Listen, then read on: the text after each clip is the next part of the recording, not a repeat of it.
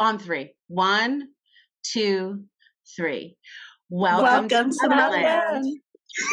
Mine was like Motherland. That was ugly. Hey, everyone. Well, everyone, welcome to Motherland. Yes. Welcome. This is our first podcast. I'm like, here we go. So excited. Yeah. I'm so excited. I know. Too. And I can't, it's like, I mean, when we created this, it was just kind of like Spirit guided us. It was like, what should we do together? We need to do something together. Right. I remember texting Oneika and I was like, we need to do something together. She's like, same. Right? And then I started hanging out with Isabel. And then Isabel's like, we should do something. I'm like, same, yeah. Yeah. And then I did the podcast with you and everybody was like, oh, that was really good. And then you're like, you need to meet my friend Oneika. Yeah. Done. Sold. Yep. Well, let's tell the people who we are. Okay. Totally. You want to start? Go ahead and start. Okay. Hey, everyone. This is Oneika Mays here. I'm a person. I sometimes teach yoga, meditation. I am an auntie. I feel like I've really stepped into my auntie power lately and my crone power. And I'm excited to talk about spirituality from my perspective, which I think is kind of on the outside. So more on that later. Wow. So cool. I think it's inside, but we'll talk about that. Okay. I'm Melanie Esperon. I'm in San Diego, born and raised. I'm an adopted mom, an auntie, the best auntie, and I'm a spiritual healer and a crazy girl on the side by night. I'm just glad to be here. I just want to chit chat about all the things, life experiences, and when we discovered our gifts and how we continuously are healing and helping people. And I hope this podcast brings inspiration and a place where people can relate to all our stories, so you feel like you can belong somewhere. Yeah. I'm Isabel, a spiritual intuition coach. I don't know, I train people in their intuition, in their shadow work, energy healer, all of that jazz. And I'm excited. I don't know, like, I think that I like the way that Spirit brought all three of us together. And I'm excited to share, I think, kind of piggybacking on what Oneika was saying, like just spirituality from a different lens. And I think that it's time for us to bring that other viewpoint in. I think it's, needs to be said. It needs to be talked about. And I don't know. I don't want to go over too much because I'm like, I know we just vibe and we can just create a whole conversation off of like one sentence if I was to say stuff. So yeah, let's just get into it. I know today we're talking about the beginning. So fitting. I definitely think there's going to be tears to be shed because I'm holding back right now. But, but I don't know. Like, what are you guys thinking? Here's the thing that I want to say really quick, and then we're going to talk about our beginnings, I think, and then a little bit about like what that looks like in spirituality and understanding what that is. I said this the other day with somebody. I was like, nobody's spiritual journey is exactly the same. Nobody. And I was like, it doesn't matter who you are. It doesn't matter if you're a student of mine. It doesn't matter who it is. And I was like, my spiritual journey isn't going to be yours and yours isn't going to be mine. And I think that we constantly approach our spiritual journeys or our life in general with this comparison factor of like, I'm always comparing or I'm always trying to achieve, the next door neighbor Jones's type of vibe. And it's like, guys, and then because we don't achieve it or we don't mark it, then we block ourselves, right? With like anger and frustration and all that stuff. So regardless of what you guys hear in today's topics, I just want you to know, like, just to be really compassionate and give yourself grace during your growth, like that during your growth. And the thing is, right, we're always growing. So you're always growing. Always. Right. It doesn't end. Yeah. Before we go further, I want to pick a card for us. Yes. Yeah. These are the Goddesses and Gods Guardians Oracle deck that Melanie sent me. Yes. So I feel like I want to note that when you held It's up our the deck right vibration. now, it was like orange vibe card. I don't know if you noticed that, but it was Yep. like orange. Yep. We're Oneika always has orange and I matching. have orange on. So the card I pulled is Bridget, and it says, "You are a healer." Of course. It's all our colors. Look at her hair is like orange red. Yep. She's wearing green. Yeah. Too much. Oh, it's all earth tone. much. To the Motherland vibe. Of the Celtic, of the Irish energy. Yeah. I did my ancestry. I'm like 15% Irish. It's so No weird. way. Yeah.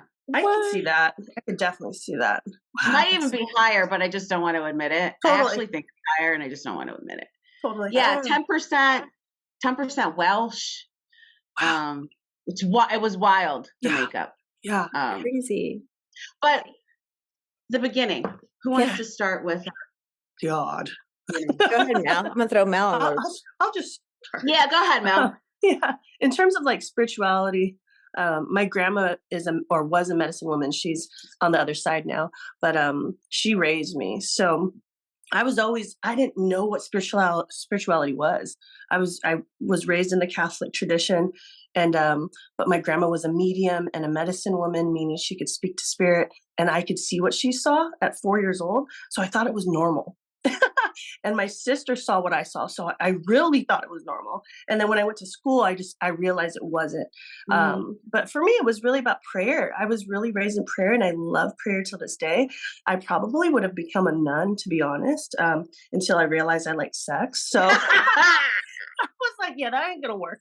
But I think my grandma was the one who really showed me devotion to like light and to honor yourself, and that different dimensions of spirit aren't scary if you are here to help. She really was my queen, like growing up and showing me what light really looked like. Beautiful, huh? Yeah. What about you guys? I like that you said like you were going to be a nun. I actually thought of being a missionary when I was a child. Like I remember being 9 at church camp, be like, I'm going to be a missionary. Totally. And then like later on, right when in my first marriage, like when I was getting married, we thought we were going to move to Mexico and work in the orphanage and be missionaries there. So we actually went and stayed for like weeks, and we're like getting ready to move, and then we didn't. But needless to say, but we didn't. Yeah, but we didn't. We did adopt, but we did not move. Huge. Yeah,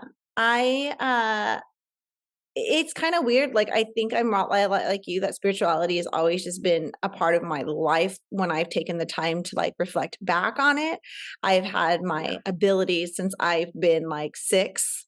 So the topic of like, grandma that passed in the kitchen was not, hey, grandma's in the kitchen. Yeah, I know. Okay. That was just a very like, okay, conversation. And my mom was always really close to God. And so I grew up in the church. That's actually when I first discovered my abilities, was like, I always knew what people were going to pray before they prayed it. I was like, okay, there's something, it kind of was a game to me. I would like sit in Bible study going like, I know what they're going to say, and then I would like, it was a game.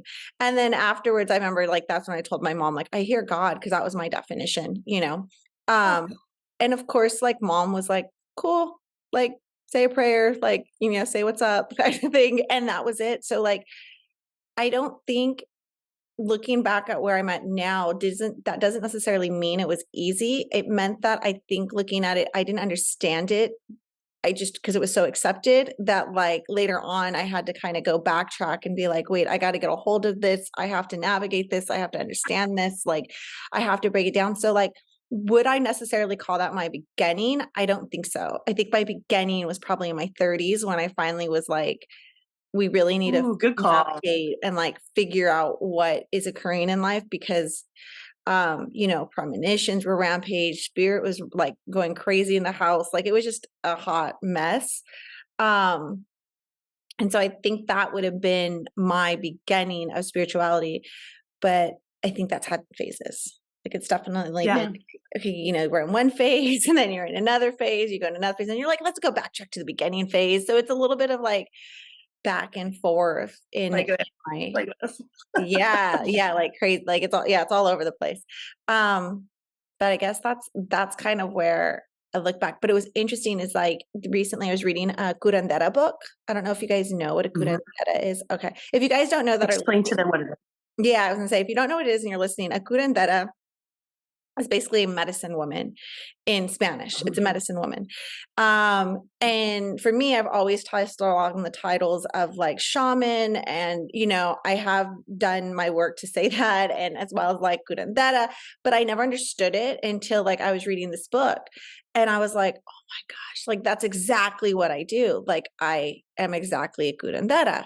Again, you guys will not hear me you will not see that in my biography title or whatever, but that's what I do. But what was beautiful about reading it was it brought up memories of my grandfather. And I was like, oh my gosh, like I remember like these words, and I remember like, my grandfather being like, oh, I got to, drink this water because you're going to get, totally, basically, I'm not going to use all a bunch of Spanish words, but you're going to get envy, or, I got to do this to protect. And I just remember watching him do it, but like not realize like he used to bathe in Bacardi. And I was like, it was just one of those he used to bathe in Bacardi? Yeah. Yeah, it's like it's a spiritual bath. I did not know that was a thing. Everyone's gonna start throwing in Bacardi now on their little salt baths. Wait a minute. We gotta talk about this for the people. Okay. Yes.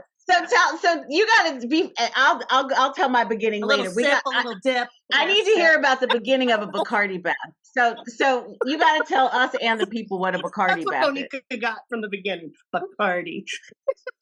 Now it's like a little sip, a little dip. He just would bathe in it. Like, you ever take a spiritual bath and you put like Florida water or holy like water in there? Yeah. You do your thing. He would use Epsom salt because he loved, like, he would use Epsom salt, and he would bathe in Bacardi. Like, it was water, but like he would add Bacardi. Oh, okay. I thought it was like a whole bathtub. All I saw in my head was a whole bathtub full of Bacardi. That's a like lot of bottles and bottles. No, you add it to it, just like you add the Bacardi to the water. Okay. I don't know how much he added. I wasn't watching him get in the tub, but I mean, I would go in. He always had this like weird partition where like you could see his face, but I couldn't see the rest of his body. So if I went in there, I could see the bottle like there. I just knew he bathed in it. But I didn't know back then till recently. I was like, oh my gosh, like darn him. Like he was doing all these like little spiritual protections. And he did it. He like, I was asking my mom, I was like, hey, remember my grandfather used to say, like, he used to use this word for like envy and stuff. And like when people die, you can get really sick from grief and things like that. Like, I'm just kind of summing up what, things are. And I said, so you would drink salt water to kind of help yourself with this. And she was saying, yeah, as a matter of fact, she goes, when my mother died, we all had to drink salt water for like weeks. And I was like, you guys, hello, tell me. Nobody thought that was weird. Like nobody thought that was like, okay. So that's what I look back now. Like, as I look back at my beginnings, I realize like, it's just always been a part of my life, but it doesn't mean that I understood it. So many stories to share. We're going to go back in time and share so many stories. But if I'm you so interested to hear. What? Oh, go ahead. Sorry, sis. Go ahead. I was telling Nick, if you want to dump a whole bottle of Bacardi on you, I'm sure that'll be great too. I know. I'm so into that. Woo! I want to hear Oneika's, because I know from us being friends, her mom was atheist. And I'm like, how was that? Mm-hmm. Yeah, my beginning, my mom is still atheist because I know she's going to be listening. So what's up, Mom?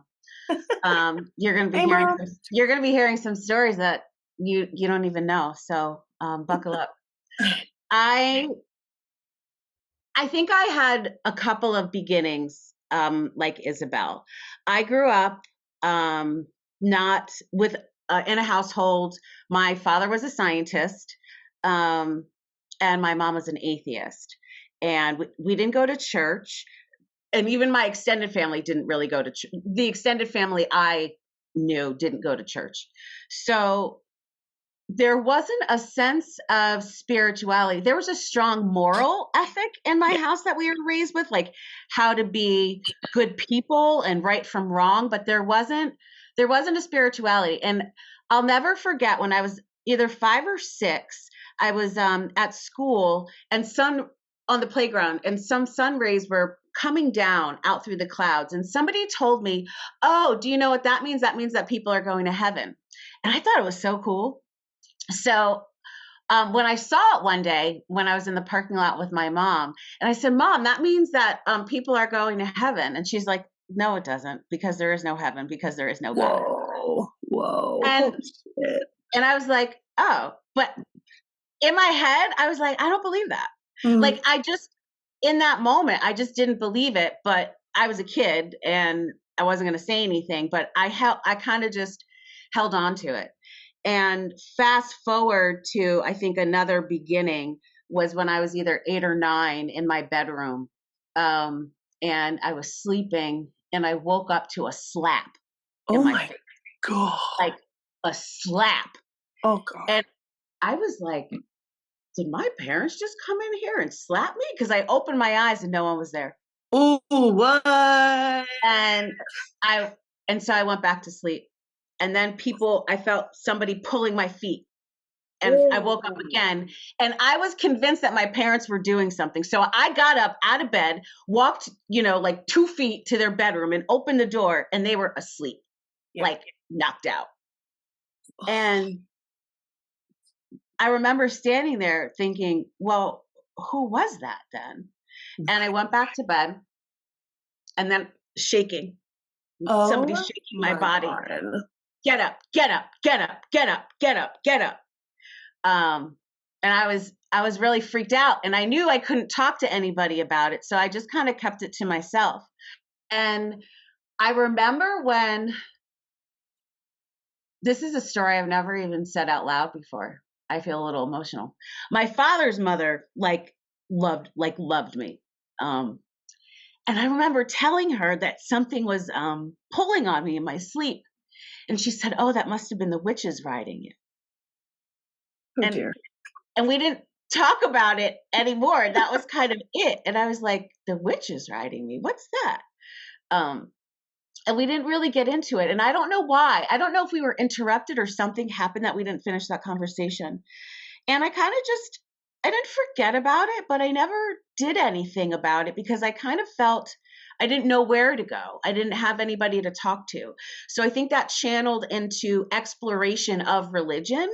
So I wanted to go to church with friends. I was looking. I've always been this. I think that turned me into a seeker. That moment, I became a seeker, and I needed to know stuff. And then in high school, I started with one of my friends. We started learning about astral projection and trying to do that. So it's always been in the background. But I think that was my 2 first beginnings. Wow. Of many, right? All of us of many. Damn. I love this. I mean, Motherland to me is really about telling stories of many beginnings, right? And then bringing you back home to like your center, right? To your home. And I know over the course of this time, we're going to learn so much more about each other, even though we know each other. That's going to be so rad. Yeah. Wow. I love that you said that it like turned you into the seeker. Cause I think I can relate to that. I know, I'm sure Mel can, like, there's something there that I think in each one of us that has been like, we tried to define it. So we sought in our own way of defining it, just because like, for me, just because my parents or my grandfather had these things, like didn't mean anything. Nobody explained anything. Like nobody, I literally slept under my covers till I was like 30, cause I had spirits sitting on my bed and waking me up and all this. But like, I had to discover it. And for me, the same way as you was I went to the Bible because I didn't know what else to do, so much so that I always tell people, like, I literally taught like the Bible to women. Like I was a women's, went through the whole teaching and learned how to translate it in Greek and Hebrew. Like I wanted to understand why I was, for me, the way I was. Like, of course I know the church tells me that some churches mostly will say, well, you're bad and you're wrong and it's evil. But the more knowledge that I've had in other languages, I'm like, you guys are so wrong. Like, but, so messengers. Huh? We're all messengers. We're all messengers. I think it's all perspective, the Bible, right? So it's pretty beautiful to hear all this. Yeah. It's like, what is all this? Welcome to Motherland, everyone. Welcome to Motherland. Where do you think you guys got comfortable in like your spiritual path? What year are we in? Is that like a stupid question? I'm like, I'm not comfortable. I don't know what you're talking about. I'm literally not comfortable. I actually feel really squirmy even doing this podcast because this is not something that I talk to a lot of people about. I feel like I'm kind of coming out a little bit. Yeah. Yeah. This isn't something I have these conversations with some of my friends that I won't even name because those friends don't even tell some of their friends about it. And I think that's really interesting that there's this sense of not wanting to talk about the fact that you're spiritual or you have rituals or you do ceremony or, you talk to your ancestors or spirit or pray at an altar. Because somehow it's not acceptable or your friends will think you're, quote unquote, crazy or whatever. But that sense of judgment, I'm starting to shed that, obviously, because here I am on a podcast with you two talking about it. But I think, I don't know if I'll ever be comfortable, and I think that's okay because I think if I ever get comfortable, something's wrong. Totally. Yeah. I think that's a good way. I think that you learn to embrace the uncomfortability in some things. I definitely think though that I'm comfortable with who I am. I'm comfortable in telling people I'm a spiritual intuition coach and it took me a long time. I used to I'm still weird about it. And there is people, well, here's the thing, Mel, maybe this is the way it is for you. There is people that I'll pick up the vibes and I'll either say oh, this is easier again for me to say life coach to them. Cause I'm they're not going to get it. So I do read the vibes, but I'm not embarrassed or ashamed for who I was. And I was for a long time because just like I said, when I came out, literally when I came out to my family, I was like, this is what I'm going to do for a living. Hey, I got wrecked, man. I got wrecked. I had one aunt that basically tried to hold up the cross to me and curse me to the, curse me. Wow. And, it was bad, to a part that it was so bad. There, my mom, it was bad. I got locked in a room, bad stuff. And I got my godchildren were told they couldn't come to my house anymore because they were demons. So it was a big thing when I came out. I'm like the shifter in my family. I've realized that I shift the whole thing. The cycles all over. Yeah. But so after I came out, though, there was other family that was oh my God, I have this gift and I have this, but I don't know. I lost my train of thought. It was definitely interesting. So I think now I'm comfortable in saying who I am. People know my family, what I do. But that doesn't mean anything. It doesn't mean anything. Yeah. So I know that totally. There's a little part of you that's don't get too comfortable because once you do, it's up. I hate to say it another thing. Right. I think, oh, I'm sorry. Go ahead. No, I didn't say anything. That's it. Oh, when I started going to Rikers and teaching yoga, I think that's when I started to get more comfortable with spirit. Yeah. Because there's so much energy on the island. And I would have people tell me things. And I could have conversations that I wasn't really having with anybody else during and after class. And I think that's when I started to say okay, this is really who I am. Yeah. And I don't know why it was there. I guess maybe because it was the energy.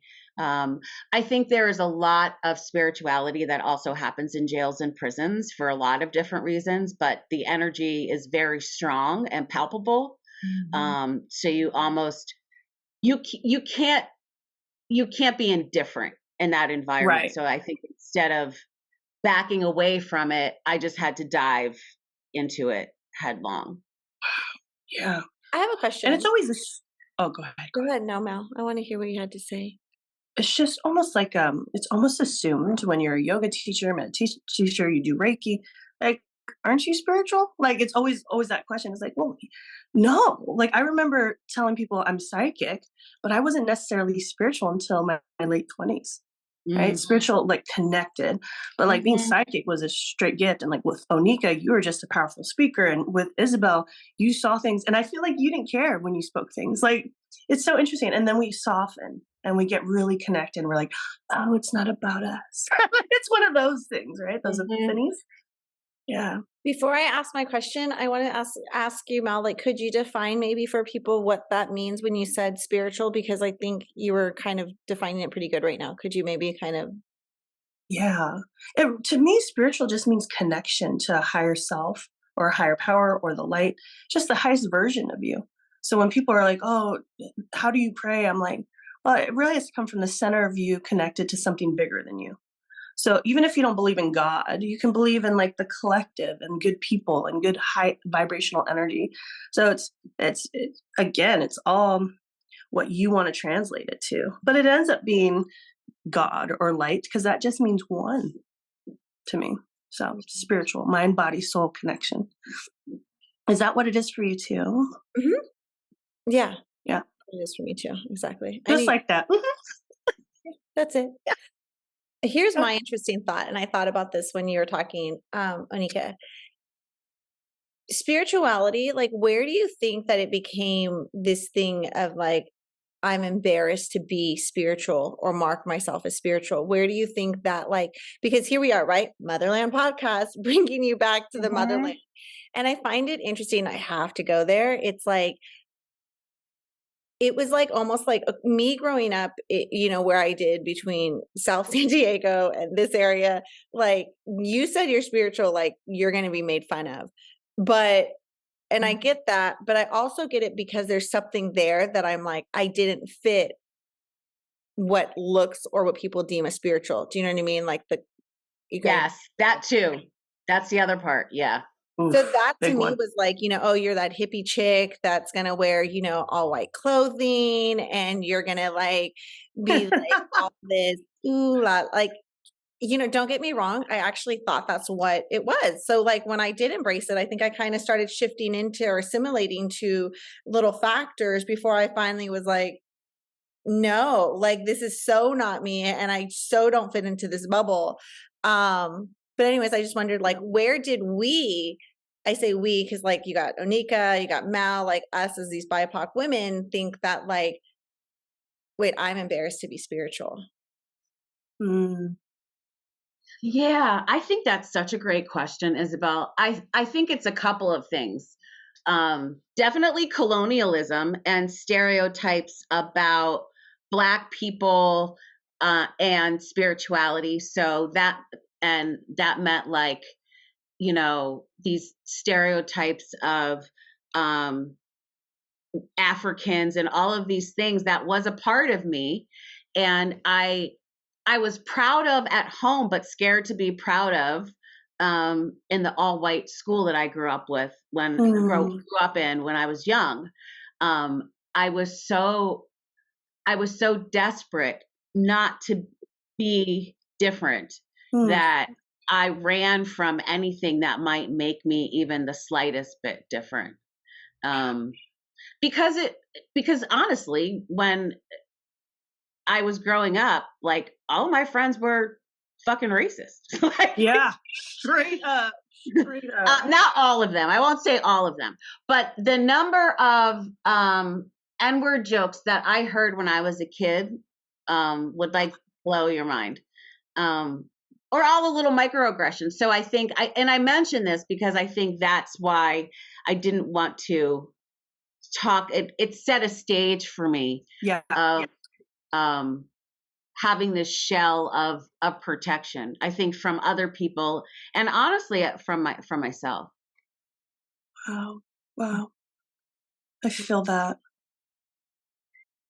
Yeah. I'm like, let's all take a breath for a minute. I can't even imagine, right? I went to private school in high school for 1 year, a Catholic private school. And 99% white, right? And then 1% Asian. And there was one black guy who was like the star basketball player. You know what I mean? And I was raised by a white dad, so I was accepted because everyone thought I was half white, right? Mm-hmm. And to come out and be spiritual, because it was a Catholic high school, that was weird. Mm-hmm. And I with being, when people looked at me, they thought I was Chinese, which makes no sense. That's complete racism, right? In high school, they're like, "You're Chinese, right?" I'm like, "Oh, fuck you." Like that. And then to say I'm on spiritual on top of that, I was like, in high school, I was like mute. I was like, shut down. Like, Mm-hmm. I don't want to be any type of different because I'm so different already, right? So I get that.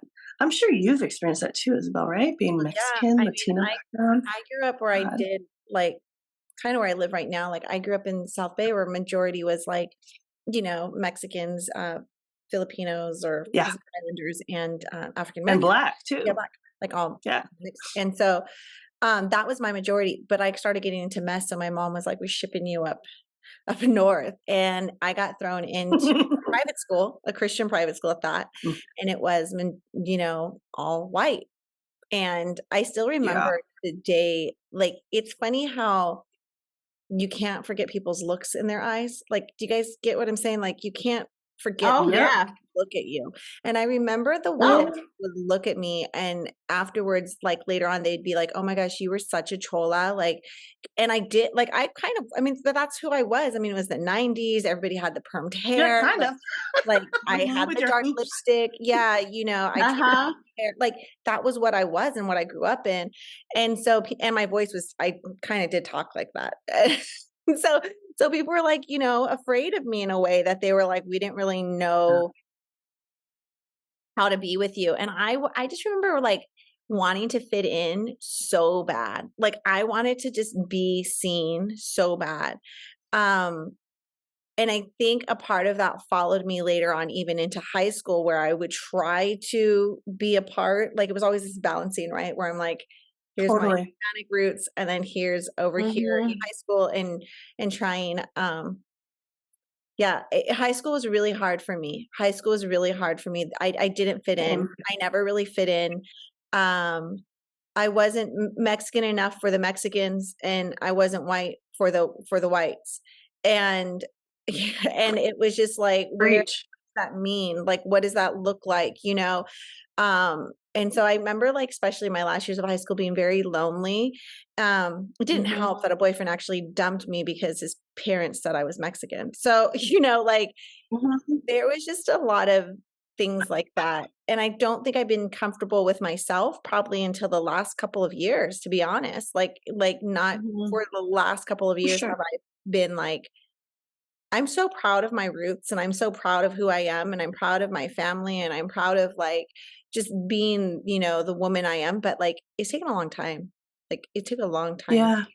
You spend so much time assimilating to what you think is right. Like what you think is right. So my mom actually used to say, "White is right."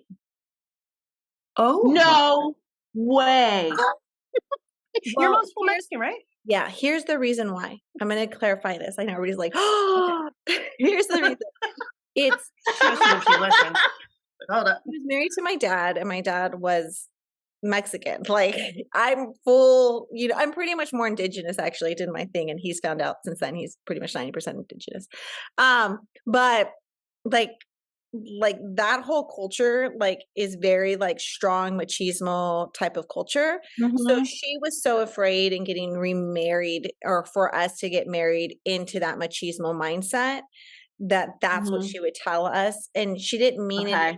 She was embarrassed of her culture. She meant it in like, go see white, not your own race or your own, the other things, because she did it to protect you almost. Yeah. Like she did it to try to protect me. I mean, I did marry a white guy for like 20 years, but it wasn't, believe me, that was not easy.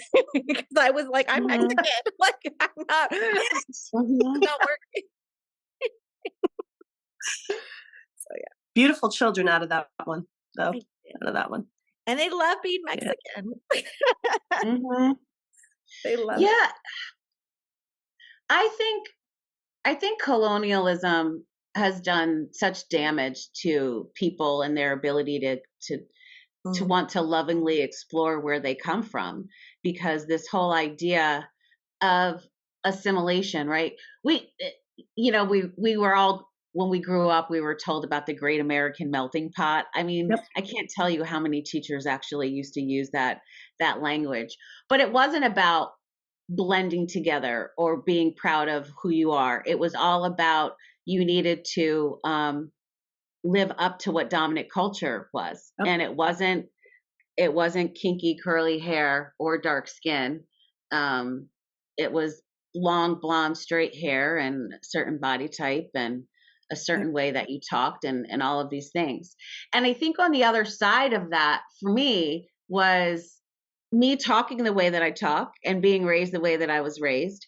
And a lot of Black people, Black kids, making fun of me with that, saying that I acted white, or I was talking white. Yeah.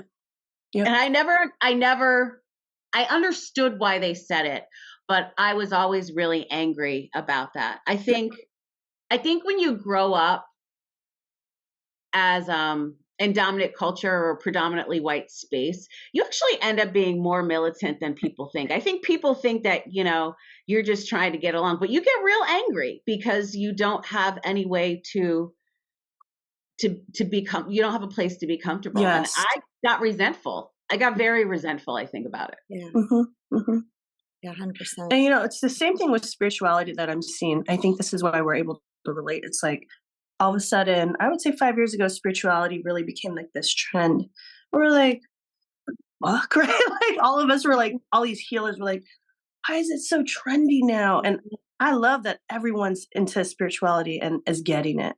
But there's also this like, please respect it, right? Just like we're learning how to respect our backgrounds and our cultures. And I really feel like spirituality for all of us in weird ways have been our outlets to belong, right? I'm like, I don't know about that one. For me it has, but I get what you're saying. Like, I get what you're saying, but I think it goes back. He's like, nah. Yeah, no, I don't feel that. Like, that wasn't the way it was. I think I'm reclaiming it. Yeah. That's the part of like, but spirituality was not where I belonged. I mean, I was not the white woman with long blonde hair that looked a certain way and spoke a certain way. It was not it wasn't my, I didn't fit it. Your journey. So I didn't, no, I don't feel like it was home based. I wanted to be home for me because I think I understand that spirituality is something within myself and it's my connection to my higher power. So in that way, 100%. But in the other way, it wasn't like this welcome community. I mean, that was my own perspective though. Oh, mine too. I think as I got comfortable in my skin, right, and who I showed up in spaces as, being Black or queer or whatever, right, just being comfortable, I still hadn't, and so I'm in my 30s at this point, and I think I was getting really curious about spirituality again because I'm a big dreamer. Yeah. So a lot of things happen in my dreams. I go to a lot of places in my dream. I get a lot of wisdom in my sleep, which is why I think I'm always so tired, because I think I'm rarely actually ever just sleeping. Yep. But I think when I started to get into yoga, when I got into yoga seriously, so like 39, 40, the community wasn't really welcoming as a whole. The one little studio where I ended up teaching a lot, that owner was amazing. Like she was incredible. But I also think that she was really cool, and she was walking a different path anyway, and that's why she was really cool. Right. But when I went to other yoga studios or really started to investigate meditation, I found the space to be very white. And because I was comfortable in my skin and wanted to talk about certain things, I was told that I wasn't being spiritual because I was not accepting the oneness of things. And if you would just get past the fact that we are all one, then you shouldn't even be talking about race, or you shouldn't be talking about the experiences that you have, because you're caught in your body, And so It felt really, I felt really rejected by that. And because I didn't have a lot of friends who were kind of on that path, I really retreated into myself and sort of did a lot of study on my own. And that felt really safe to like read books and explore. And, you know, when I became a massage therapist, there was this one Black massage therapist who got it. And so I used to talk to him like quite a bit, and that felt like refuge. But I think I was always thinking like, where are these people who are like me, who don't fit a stereotype, but just know that there's something more. Right. Wow. Just holding mad space. Because when I met you, and I think I do this with everyone, I see everyone's highest version. So I forget the struggle almost. Like I see you as a queen, I see you super spiritual. And sometimes that's not like how you feel inside. So when you explain all this over and over, I'm like, I just think you're a fucking queen. Like, I didn't know this. It's insane. Like, to say you're still getting comfortable with it, I'm like, really? Like, I just completely, both of you, I see you guys completely like goddesses on the throne. Oh, I love you, Mel. Truly, though. Yeah. We look at this is so cool to hear. We look at you the same. Yeah. I think you said something like, you guys both did. You know, it's funny, Mel, because like I did that event. I had a day retreat this last weekend, and I was like doing the day. It looked amazing, by the way. It was so cool. Like it was actually a really good turnout. I don't get excited about events either before I do it. People are like, "Are you excited?" I'm like, until like I'm there. I'm like, oh, okay. Yeah. Oh, okay. But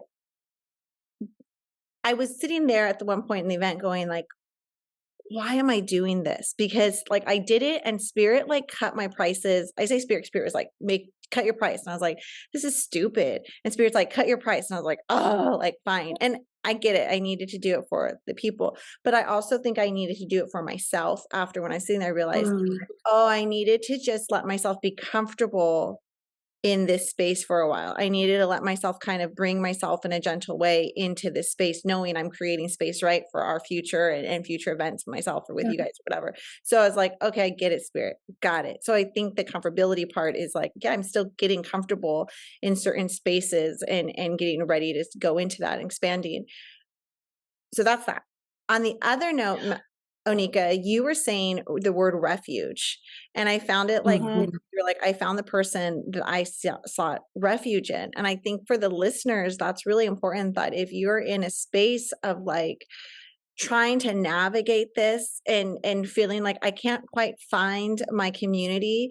And I know I struggled with this too. Is like, you don't need a community. You don't necessarily need a huge community of people. If you can find that person that you can speak to and just come to or talk to about it. So I think that's really important in the refuge part, and non-judgmental, right? Like a non-judgmental person that's just going to be like, okay, we're hearing you. Mine was my cousin. So mine was, and he was actually in prison. He's still in prison. He's been in prison since 18. That makes even more sense, right? Because they're more spiritual there. Well, he got into his Native American roots, and that's another story for another podcast on like how I was in that too. And so he always kind of encouraged me to be like, come back to your roots, like come back to your roots. Like you're getting these dreams, you're getting these visions, like come on. So he was always my refuge, I guess. Your go-to. My go-to. Oh. I want to ask you, Isabel, something you said that I think is interesting for listeners to know. One, because we all say it, we say Spirit said. Can you talk to us about like what that means for you when Spirit says? Yeah, I'm laughing because in the head I'm like hearing a joke going, Simon says to touch your head. Sorry. Totally. Yeah, Spirit says, okay, here's the thing. This is like, I'm going to have to like, I'm telling Spirit, like, you better sum this up. We're all intuitive, right? Every one of us is intuitive. I don't care. Like you guys have to, listeners, you're all intuitive. And I just did a video this not too long ago on TikTok explaining like, do you have dreams? You're clairvoyant. Do you do this? Like you ever think of calling somebody or, you know, randomly like blah, blah, like you guys all have a gut feeling. You're all intuitive. End of story. So when I say that Spirit says, I'm not necessarily referring to one specific way of like sight, sound. whatever. For us, when I say spirit says, it means it's that gut feeling or intuition. I need to do blank. And that can show up in a variety of ways for whoever you are. It could show up in a feeling. It could show up in a dream. It can show up in, a word someone says to you. But at the end of the day, where's that gut feeling start within you? At the end of the day, you're like, okay, I kind of got this feeling, and somebody comes along and confirms it, or something happens. So when I say spirit says, what that looks like for me is the fact that spirit will put a feeling in me and then kind of feed it a little bit, right? Like I get that feeling and you're like, oh, I don't want to do this. And then it's like, oh, there's another sign, or maybe I see something, or I hear spirit. I literally hear spirit. So I can spirit's like, I'm like, shut up. And they're like talking and talking. So, or it's just a feeling that you're like, I can't shake this. Like, I can't shake this. Yes. So that's what I mean by spirit says, listen to your body, listen to your mind, listen to what it is, because your body will never lie to you. I don't care, spiritual, not spiritual, whatever it is, your body is never going to lie. I told somebody the other day, you have anxiety, you get heart palpitations, you get these, guess what? Spirit. Guess what? That's your body. That's your body telling you this isn't working. This is in alignment. So, I mean, the past 4 weeks, I lost my voice and I need my voice to do work. But God was like, spirit said, shut up. And so I went mute for 4 weeks, and it makes sense. All of a sudden my voice is back right when we start recording this podcast. It's so interesting. I think they were just like, rest your voice. You're going to be speaking a lot, right? It's like, listen to your body, which is what all of us teach, especially Oneika as a meditation teacher. It's like, you got to understand your own energy and your body so that you can hear, feel, see, and know spirit. You're the gauge, right? Yeah. And thank you both for that, because I think it's really important to hear, because we're talking about this sense of spirituality, not necessarily looking like a specific thing for folks. And I was caught in that trap that I'm intuitive or psychic, clairvoyant, clairaudient, but I didn't think that, because I thought it had to be a certain way in order to be that. Right. And what I started to realize, and this is only recently, this is only in the past 3.5 years, that I now know the difference between hearing spirit, universe, whatever in my body and my own voice, because it sounds like me, right? And I think that's what I wanted to share with people. It's when I hear it, it's my voice, but it's not coming from me. And I think I have heard that voice my entire life. Yep. My entire life, but I didn't know that's what it was. Yep. Right. 100%. I just thought it was my thoughts. Yep. And when when I realized the difference, and I'll never forget it, was when my dad died, and it was the day after, and I'm in the sunroom of my mom's house having coffee. It was really early, and my dad came, and I could feel him right in the back of me.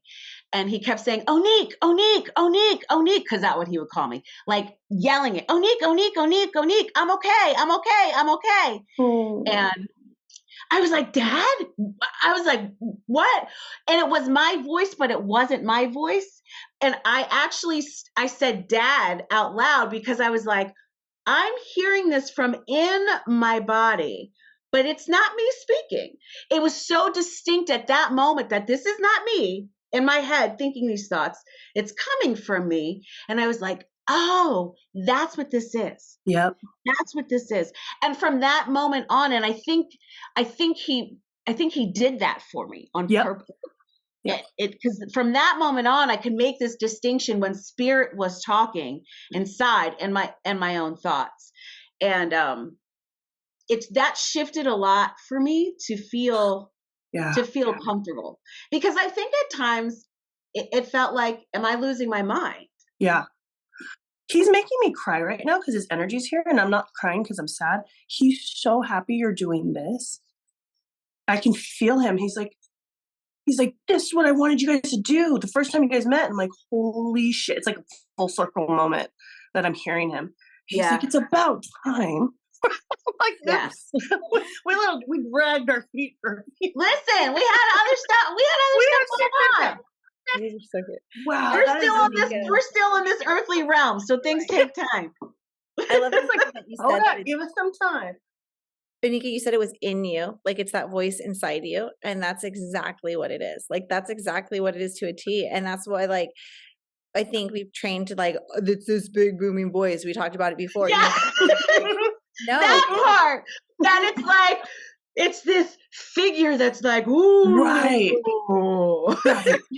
I would think that if I didn't do this work, I would totally think it was like Wizard of Oz shit. Like, or like the Medium on TV. Like it was like that, you know. Like you think it's so super clear and obvious that, you know, but it's not. It's not like that. It's subtle, right? That's what I always say. Spirit is so subtle. You think it's you, but it's deeper. And what I tell people too, because they go, "How do you know if it's your ego, your opinion versus spirit, Mel?" And because over time, my clients become my family, right? And I'm like, and they're like, "You want the best for me, so are you sure this isn't just your opinion?" I'm like, "Nah," because when spirit channels through me, the message will always be for everyone's greater good versus just for you. Mm-hmm. Right. So if your dad was like, Oneika, he's like, tell everyone I'm okay. That was for everybody. Right. So you knew that was him. Oh, he's such a good energy. Oh, what a sage he was on this earth plane. Sage. Oh, yeah. People looked at him like so wise. And he was like, no, that's not me. He would always be so humble. Huh? Yep. Yeah. Damn. I'm sure you could see him, huh? Isabel, or hear him. I can feel him behind you. I'm like looking at you and I'm like, oh, like, yeah, I can feel him behind you. Strong. I have a question. Back into spiritual beginnings, because I'm like looking at us right now in time. What is something in your beginning that you would want somebody else to know, or to like a lesson or something that you're like, hey, this is one thing if I could give you from my beginning for you to understand? I got one. Go ahead.